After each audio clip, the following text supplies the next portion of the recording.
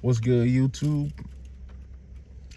It's BigMontSportsTalk. We back here again to talk about college football. Well, basically it's BTA playoff weekend, and we here just to talk about some of the games. And first game we here to talk about is basically the Ohio State Miami game. You already know what it is. That boy Michael Irvin was out there acting a fool, but straight belt.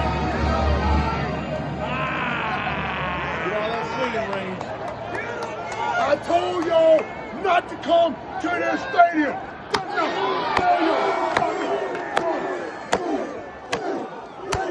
Don't come back. Don't. Oh, that's it,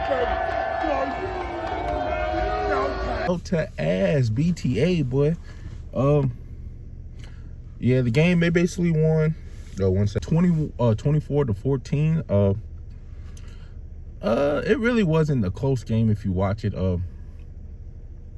It wasn't close. Crazy thing about it, I actually had Ohio State winning that game, and they got whooped. But shout out to Miami. One of the reasons why I do think Miami won it is because the big boys up front, boy, that O-line and D-line, they slick dominated the game. What's that boy named? Bain? He a dog. What? That's what I said. I ain't really pay attention to college football. I mean, I pay attention to college football, but usually, like the recruiting wise, I start looking at them when the football season over with. The NFL season, that's when I start looking at college recruits. And he a dog. So far, as what I've seen so far, he one of the best D linemen in the league. He's super good. I like him a lot. But that whole D line and O line dominated. The crazy thing about it, that's how you really beat Ohio State. If you got a good O-line that can just straight pressure, boy. Well, I mean, you got a O-line. I mean, you got a good D-line that can get straight pressure, and you got an O-line that can dominate the game. That's basically what they did. All they did was just dominate the run game of Carson Beck. I don't think he did nothing special. I think he only had like 150 yards passing. I don't think he had that much. They was just really just dominated. The O-line was dominating, boy. That's how you beat Ohio State. You just got to get them big boys up front and let them do what they do, boy. Get them hogs and let them put in that work. And, yeah, that's exactly what they did. Yeah, so shout out to Miami. Ohio State, I ain't going to lie, Jeremiah Smith, he the best receiver in the NFL. I mean, he the best receiver in college, boy. He a dog, boy. Crazy that Michigan, we got to deal with him for another year. But I think he a dog. But that's really their bright side of their whole offense. Really, it was where's Jeremiah Smith? Let me find him. That was their offensive game plan. They really didn't do nothing. Yeah, but they got him out of there, boy. Crazy thing about it, I do think hot take on Jeremiah Smith next year. I think he's gonna get drafted by the Chiefs. Remember I said it. But yeah, shout out to the Miami boys. I definitely had Ohio State winning, so I got to give them a round of applause. Shout out to them. But yeah, on to the next games though. You got Oregon versus Texas Tech. Oregon, they won 23-0. It was, if you really watch the game, keep it real, Texas Tech, if their offense just could have did something on offense, they could have won, because Oregon's offense, they really wasn't doing nothing. It's just Texas Tech defense kept putting them in bad situations where they'll turn the ball over and they're already on their side of the field. So it's like, they didn't have that much more to score, because if you really look, I don't think they really drove the ball down the field on Texas Tech. Number 31, I think his name like Bailey, he is a dog. I seen a couple glimpses of him when I was looking up the film of number 10, but he was going stupid that game. I ain't gonna lie. That's why I said Texas Tech really should have won that game. It's just they offense, boy, they pooped the bed, boy. They offense didn't do nothing. Because the Oregon offense really didn't. The quarterback, he was super accurate, but he wasn't doing nothing crazy the whole game. But shout out to that Oregon defense. Shout out to that freshman.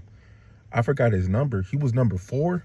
He was putting in work. I like him a lot. I also like how he's not afraid to come up and tackle. Most tackles, most corners, they be nervous to come up and tackle. Boy, he don't hesitate. Boy, he'll come and lay that boom on you. But yeah, shout out to Oregon. They won it. They keep it real. They shouldn't have won that game, even though they did beat them. It sounds crazy because they beat them 23-0, but if you actually watch the game, Oregon's offense didn't really do nothing. It's just Texas. They just kept putting them in bad. Texas Tech offense just put them in bad field position because Texas Tech defense was clamping. I ain't gonna lie, boy, because that really was the score. Most of their points was coming off of field goals. But yeah, shit. The only time I think they did score was they had Texas Tech had a bad turnover when they was like already inside like almost the red zone basically. But yeah, but shout out to Oregon for getting the dub and moving on. Next game, Indiana versus Alabama. Indiana gave them boys a belt. Well, shit, almost every game was a belt. Indiana gave them boys the belt. They beat them 38-3. I ain't even gonna lie, I cut that game off as soon as I saw Ty Simpson get hurt. In the second quarter, I cut it off. But shout out to Indiana. I didn't think Indiana was gonna do that good because most of the times, shout out to what's his name, Mendoza. Whenever you play a good team, they don't look the same. They don't look all that good. So I wasn't expecting him to, you know what I'm saying, do so much. I wasn't expecting him to, you know what I'm saying, do so much out there. I didn't think he was gonna be bumped. I thought he was gonna play bad, but he actually played pretty good that game.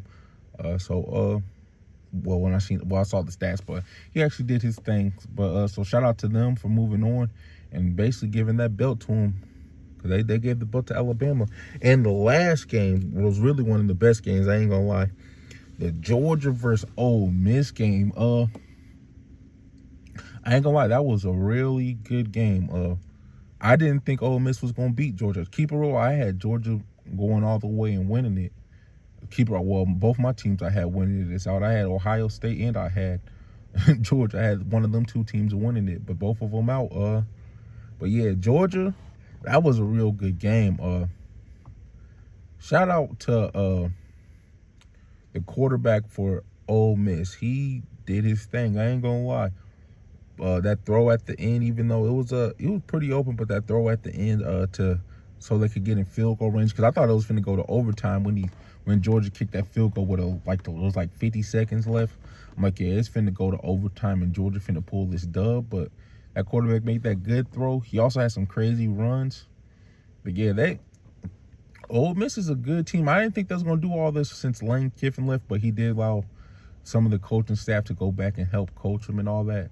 So shout out to him for letting them do that, not just full out abandoning them. But yeah, Ole Miss, they did they thing. I can't even lie. So they looking nice out there. I ain't gonna lie. I thought they was gonna be out of there. They beat Georgia. I don't know what to say. It was just Ole Miss got them. That's all I can say. I do think some of them going forward on fourth down. I do think teams need to. I do think shout out to Dan Campbell for making all these coaches go forward on fourth down. But I do think they need to start calming down on going forward. Like if you're on the opponent sides of the field, do not go for it. You backed up, boy, they be ready to go for it. I understand if you close or you pass the 50-yard line. I understand. Okay, I'm finna go for it. Now they don't be caring, boy. It be 4th and 4. Let's go for it. It's like, all right, 1 second, hold up now. But yeah, all these teams going for it on fourth down. The same thing happened in the Indiana game. They went forward on fourth down, but it was like they was like on like the 20-yard line. It's like they was on like the 30, 40, which is dumb. That's why I said I think Dan Campbell done made all these coaches start going for 4, but I do think they need to actually start paying attention to at least the field position first. Like, I understand going forward, at least pay attention to the field position. They don't, though. They just, it don't matter. Let's go for it. But yeah, Ole Miss, they did their thing. The quarterback did his thing.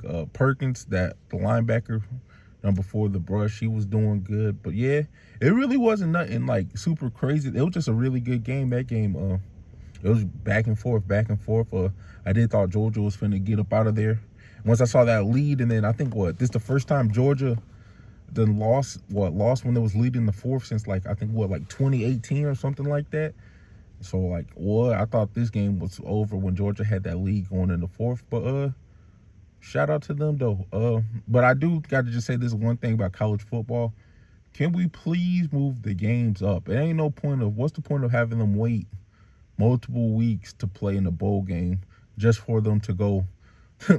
You wait multiple weeks to play in the first round of the playoffs, and then right after that is every week. I think that's dumb. I do think they need to do something about that. Like, if you're gonna give them a break, give them a break for the championship game. Don't give them a break. Don't give them a multiple week break for the first round. Give them a multiple break wait. Give them a multiple break wait for. You see what I'm saying? For the championship, not for the first round of the college. I think they need to fix that though. But yeah. So question of today is, who do you think is finna win the college football playoffs now? To me, I ain't gonna lie. See, I'm scared to say a team because every team I said they done lost. But I got keep it real. I got Ole Miss winning it. So make sure you put in the comments who you got, and also make sure you like and subscribe. Peace.